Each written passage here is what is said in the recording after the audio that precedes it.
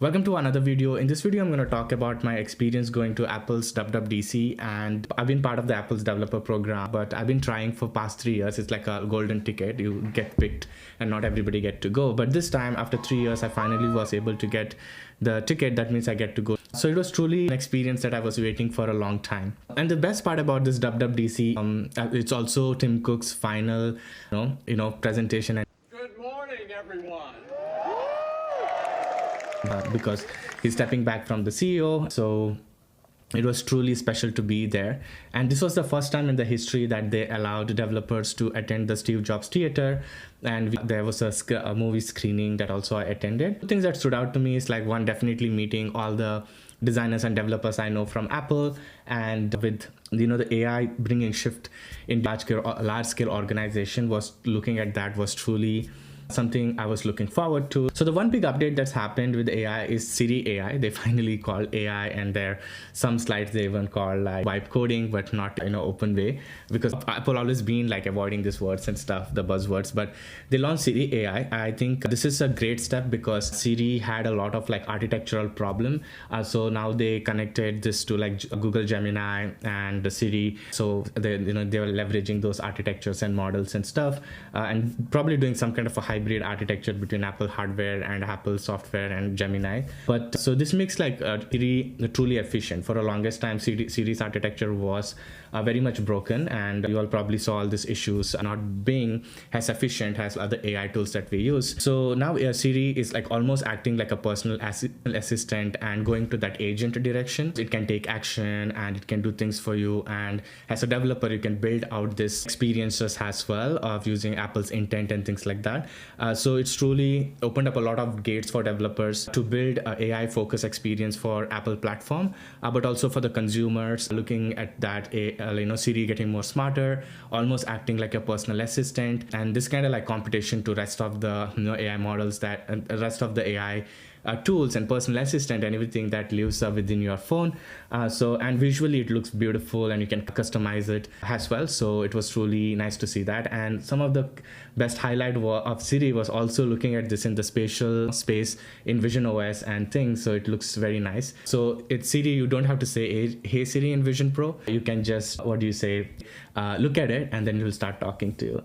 I was like looking at all these sessions, and so one more thing that is the Apple's foundation models. Basically, these are on-device model that runs for free, and the data stays within the device and does not leave to external providers and stuff. And Apple has always been focusing on like foundational on-device models and stuff, but now they made it better. So means more privacy and stuff. This is gonna open up a lot of applications for enterprises who care a lot about data privacy and things, and models getting this on-device model getting better.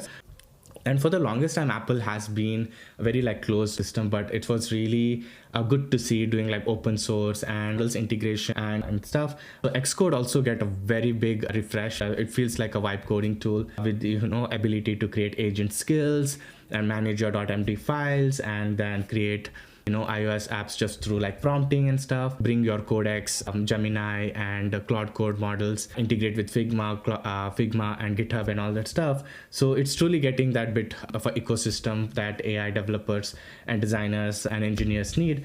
So it was really good to see that. And the Apple Intelligence, visual intelligence has gotten so much updates. So there was a hackathon after the conference.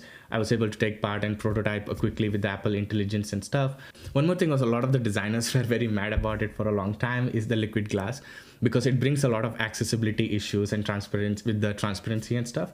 So they finally made this change where you can change the refraction and transparency of the UI. That means the developers and designers can control it to what level of transparency that they need. That definitely drastically improves the accessibility of the product. So that was really a good change. I heard the community and designers and things.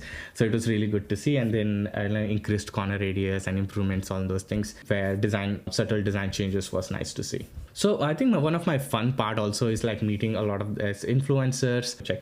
So it was really fun meeting them in person. Just really fun. I think that was the best part of WWDC. I really enjoyed walking around the Steve Jobs Theater. That was the key highlight. This architecture of that building is very special. It's like a glass thing with the ceiling is like floating, supported by that glass. So it was really nice to sit there and observe the architecture. Also met like Paul Hudson there, and see people from this iOS community to kind of see them in person after watching them a lot on YouTube. One of the designers that I look up to, Andy Allen, so meeting him in person was super cool. He also has design award and stuff, so it was really inspiring to meet him in person as well. So yeah, that was the Apple's WWDC experience for me, and something that I thought I'll document it here and save it here. This was my first WWDC, and seeing all these AI updates that are happening and how these products are turning more agentic, and even big companies like Apple are making this major pivots with their software architecture and how products and companies are built and becoming more open. So which was really nice to see. And this is WWDC is a developer conference, so it gives a lot of tools for developers to build on top of Apple's platform. And definitely if I prototype something, I'll definitely share it here, and in the AI Builder Club also I'll share that in that blog, in the blogs there.